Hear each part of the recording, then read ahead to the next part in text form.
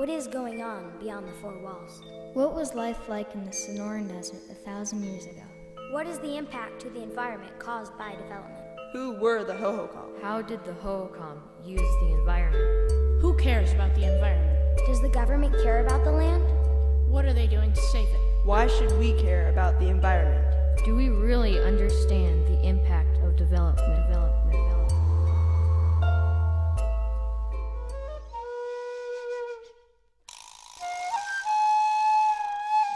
Welcome to Cave Creek, Arizona, and I mean that literally. We are in the cave that Cave Creek was named for, and it goes back hundreds of years. We believe the Sinagua Indians were here, and they had many campfires in here. The petroglyphs are all over the place, and it even goes all the way up to the 1870s when the U.S. cavalry was here. Now, there was an Indian fight in this cave on Christmas Day in the 1870s. Al Sieber, coming out of Fort McDowell with a group of Indian scouts, ambushed 14 Indians in this cave, and they stood right over there. Well, that's my house. They were standing on my back porch, actually. My house wasn't built yet.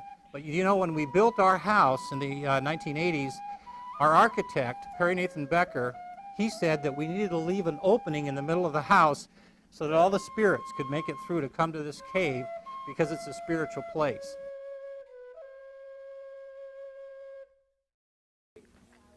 Well, the Sears Cave ruin is it's an important part of Hohokam history here in the valley.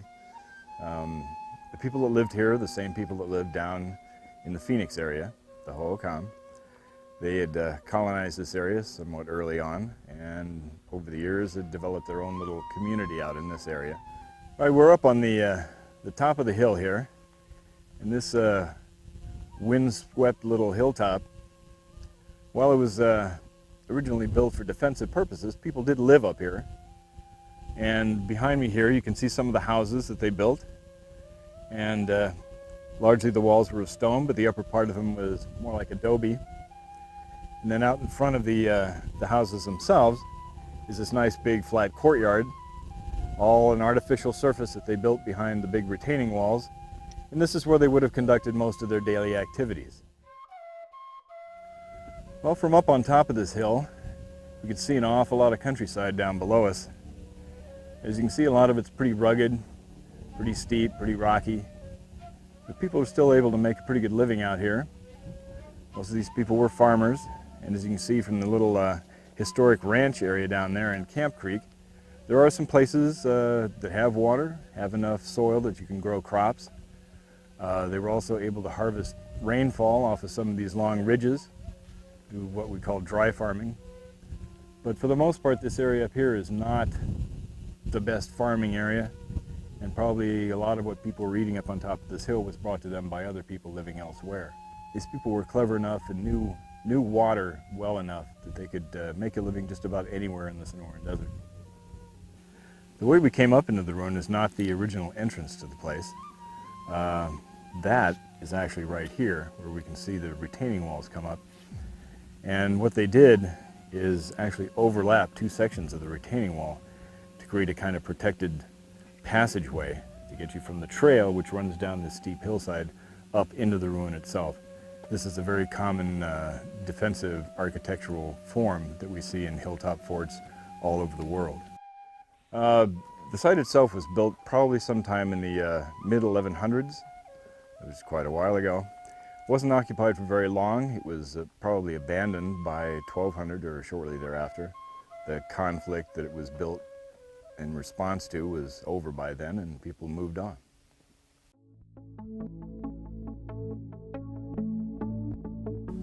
Imagine the community with two very powerful dynamics, the dynamic to preserve and the dynamic to grow. That is going to be the challenge for the future.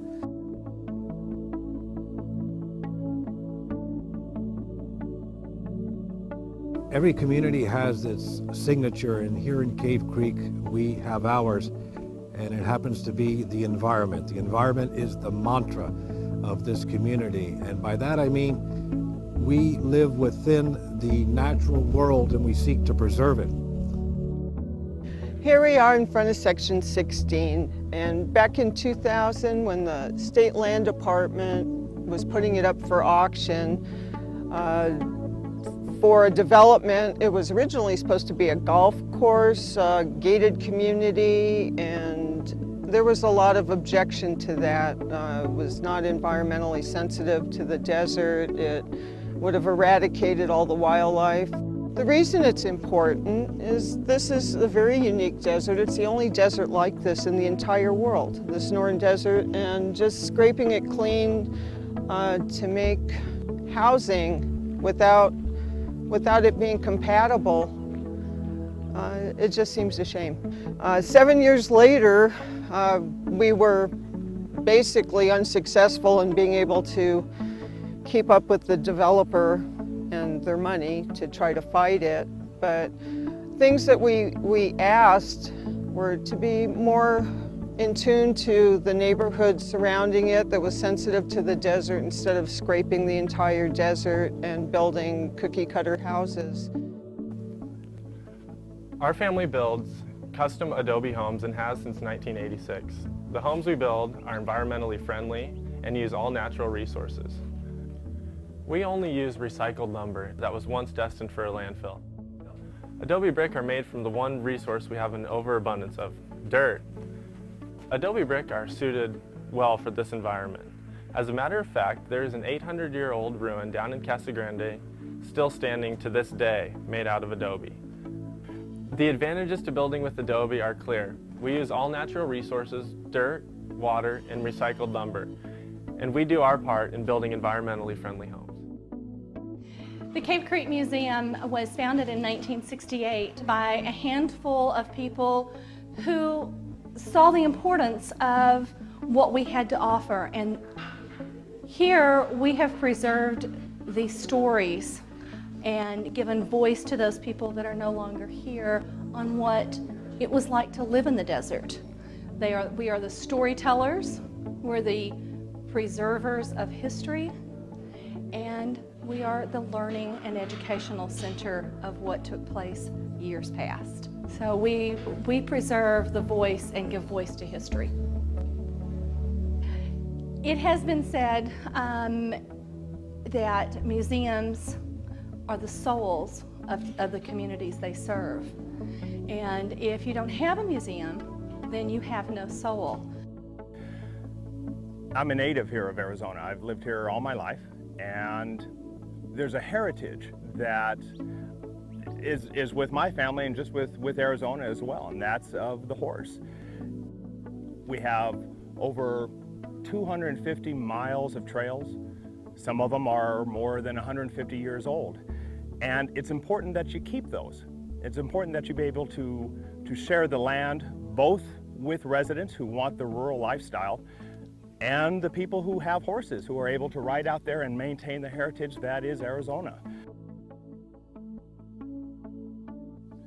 In Arizona, we are a diverse state, a diverse land, and it's important to keep the rural lifestyle, to keep the large acreage of desert untainted by development and houses. It's important to keep the trails because it allows for diversity. Downtown Phoenix is growing, it's large. Out here in Cave Creek, we need the land. We need the rustic and rural lifestyle, and we absolutely need the trails. It's important to maintain those things to keep Arizona and Phoenix as it's always been. This beautiful perennial riparian area is one of the few that remain in Maricopa County. And back in 1991, there was a developer who was literally going to bridge the creek and build condos and a golf course over here. And that's when a group of people from the community of Cave Creek stood up and said, you know, this just isn't right. This is a very special area and we need to do something.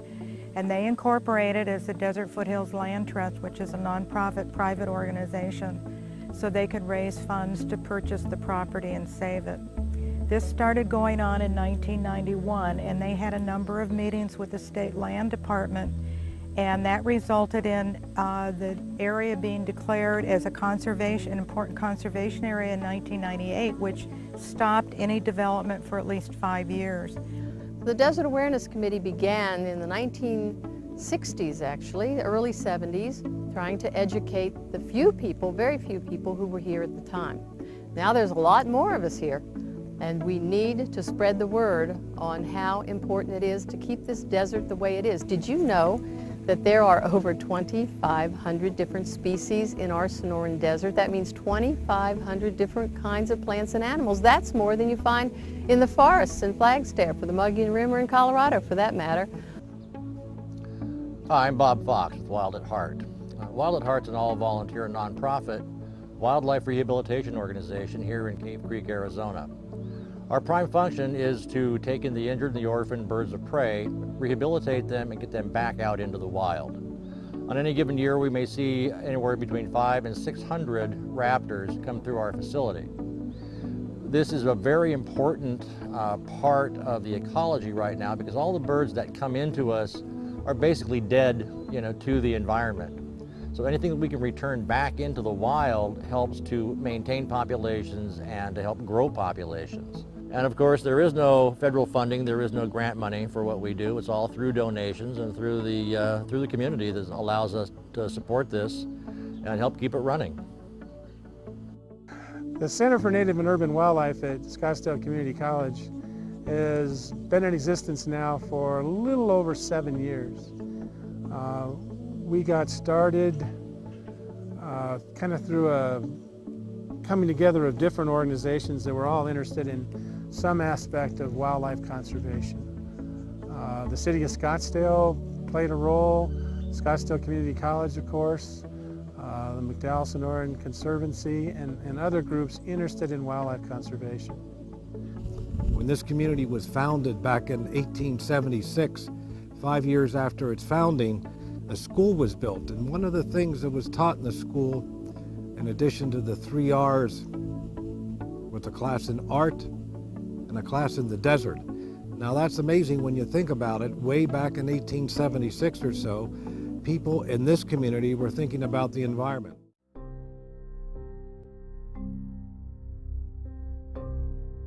Black Mountain Conservancy cares about the environment. We are a nonprofit organization that was started in the year 2000 in order to preserve the undeveloped space.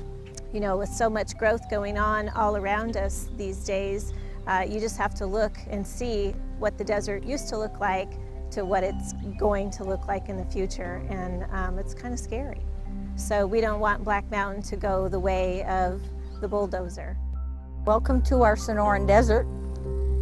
These are our indicator plants, better known as our saguaro cactus. And you can see they all look different. There are no two that look alike. They can begin getting their arms somewhere between the ages of 60 years and 90 years. They're flowering now. This is the time that they flower. Flowers bloom at night, dead by the following afternoon, and very short lifespan for each flower. These bushes that are out here are all nurse plants for our cactus. And the reason you don't see these, first of all, the fruit has to be eaten by an animal, which is usually a bird, has to pass through the digestive system, be deposited in a really shaded area.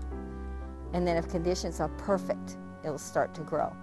If conditions stay perfect for about 15 or so years, which is probably about knee-high, that's when you start seeing them. Then their chances of becoming a mature saguaro are very good. But only 1 out of 40 million seeds may produce a mature saguaro. Now, if you come out in July, you can eat the fruit. Any fruit, any flower is edible on any cactus. This area shows you all 5 of the big 5 riparian trees that will live in an area like this, and all 5 of them are right here. This is a big Fremont cottonwood. Right down here, laid over on its side is an Arizona walnut, and it survived the big flood. It bent it over, it laid it down, but it's still growing. You've got your Arizona sycamores, your Arizona ash coming back in where they were completely wiped out during the big flood. And back there you've got your willow, your Gooding willow, and more cottonwoods. And it's this kind of environment that keeps all our wildlife healthy and happy and makes this such a special place. And they're amazing trees because they survived this massive flood and they came right back. So nature's wonderful. All right, well, we've talked a little bit about the diversity of the plant life out here. And as you can see, any given place in the desert, you're liable to find just about anything.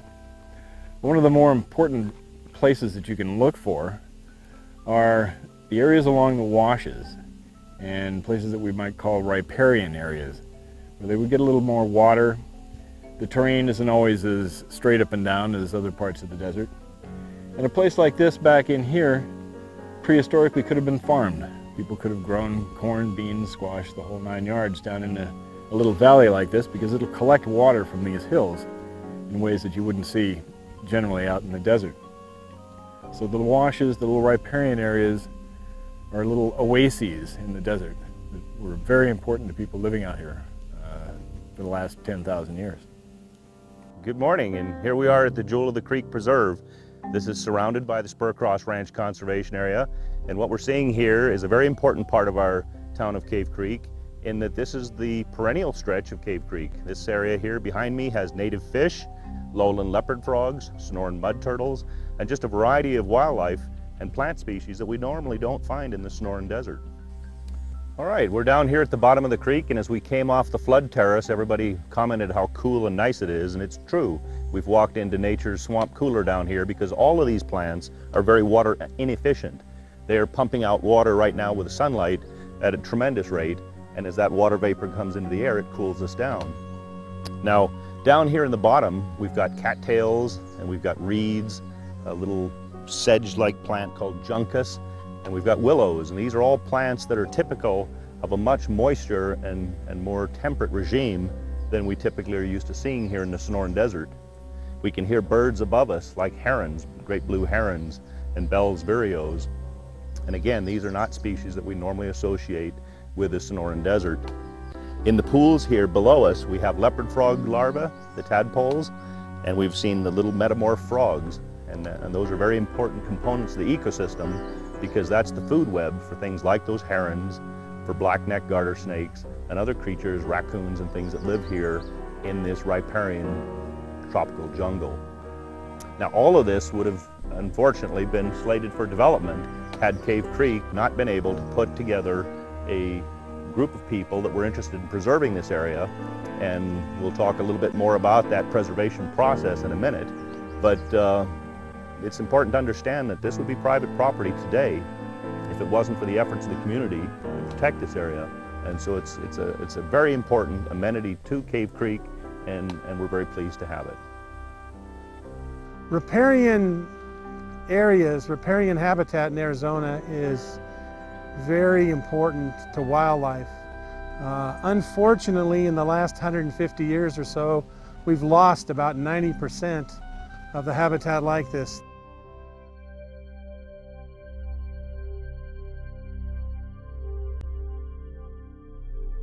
In the year 2000, Cave Creek took a big step forward. The citizens went to the voting polls and they taxed themselves. Imagine that, going to the polls and they taxed themselves to save 2,500 acres of pristine Sonoran Desert called Spur Cross. And since that time, that little adventure has blossomed even into more adventures of saving the desert. The reason that we came up with our federal environmental laws was to help protect the environment, to help protect the wildlife, especially in an area like this where it's very unique, the only desert like it in the world. That it's a more interesting world with more life out here. You know, reduce the amount of life, make things simpler. It's just not as good a place as it used to be. Habitat loss is one of the main reasons for the decline of a number of species. By having land trusts and land that is protected from development and conservation corridors and easements, it allows wildlife an opportunity to continue to thrive.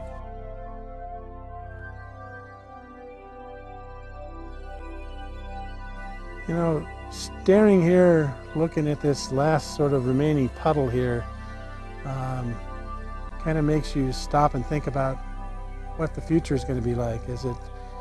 Hopefully all this water won't dry up and some of what's here will survive till the next time rain reaches this stretch.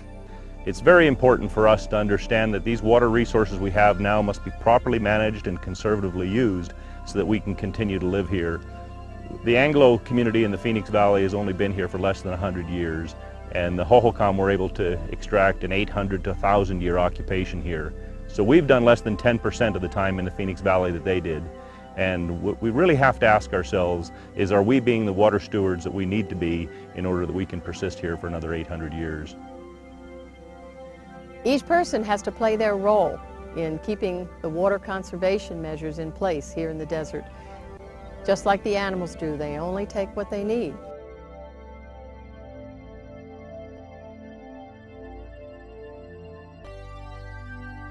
As a society, I believe that we have become so disenfranchised with nature itself that we live in our cars, our little houses, we watch TV. We get out in the wilderness or out in the wild, we don't understand what's going on. But just by being able to participate and to watch, a great horned owl raise its young and fledge them out of the nest, great things happen to people. They start to become aware of something besides, video games.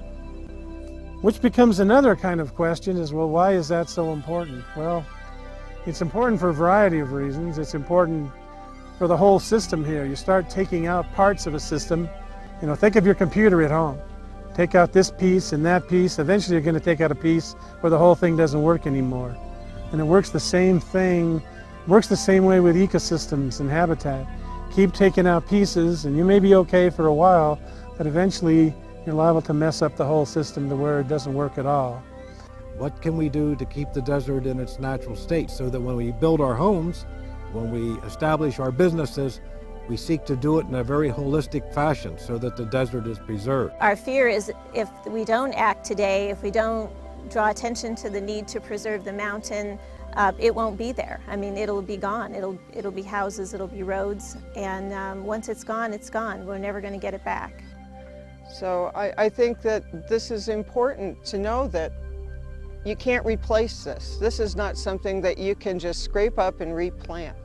When it comes to preserving and conserving wildlife, there's a real need not to look at the situation as hopeless.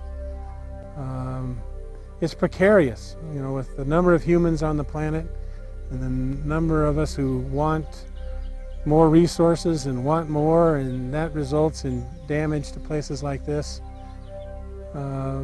The situation doesn't look good, but I think, people today are a lot more dedicated, interested in preserving places like this than they were 50 years ago, when they weren't so rare, when they weren't so uncommon. I think the outlook should be hopeful, and the next generations hopefully will leave something for them, and they'll leave something for generations to come after them. Yeah, I've been asked to say a few words about why people come out to this desert and why this desert is still here. The reason it's still here, because of a lot of people who come out here just for the enjoyment, the peace, and the quiet, and the U.S. Forest Service to protect this land out here. Roughly it's what, 2 million acres? 2.9 million acres out here on the Tonto National that's all taken care of by the United States Forest Service. People come out here to enjoy the peace, the quiet, what the land was like 100 years ago. It hasn't changed all that much. However, we have lost a lot of our land to state trust around the Phoenix-Scottsdale area. But because of the U.S. Forest Service, we'll never lose this 2.9 million acres. It'll remain forever for our youngsters to see and enjoy. The challenge for the future is going to be to balance the growth and the preservation of this magnificent and beautiful desert. Have you ever gone beyond the four walls? The desert is shrinking. We are our own worst enemy. Humans are destroying the environment. Do you care about the environment? One person can make a difference, but a community can make an impact. The Hohokam are gone. Are we next? Spread the word. Make a difference.